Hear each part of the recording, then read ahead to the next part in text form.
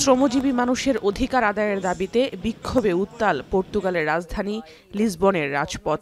শনিবার কয়েক হাজার মানুষ অংশ নেন এই বিক্ষোভে। দেশটির ক্ষমতাসীন সরকার লুইস মন্টেনিগ্রোর প্রস্তাবিত শ্রম বিলের বিরুদ্ধে মূলত তাদের এই বিক্ষোভ।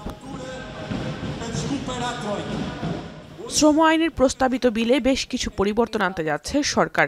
বিক্ষোভকারীদের অভিযোগ, এসব পরিবর্তনের মাধ্যমে সহজে কর্মী ছাঁটাই, কম মূল্যে বাইরের কোম্পানি থেকে আউটসোর্সিং, ছুটির সময়সীমা কমানো, গর্ভধারণ ও গর্ভপাতজনিত কারণে নারীদের ছুটিও কমানো সহজ হবে। Relativamente a questões tão simples e supostamente já garantidas num país que se considera livre e democrático. Questões tão simples e supostamente já garantidas num país que se considera livre e democrático. পর্তুগালের সবচেয়ে বড় শ্রমিক union সিজিটিপির ডাকে এই বিক্ষোভে জড়ো হয়েছে হাজারো মানুষ। সরকার সিদ্ধান্ত থেকে সরে না আসলে আগামী 11 ডিসেম্বর ধর্মঘটের ডাক দিয়েছে সংগঠনটি।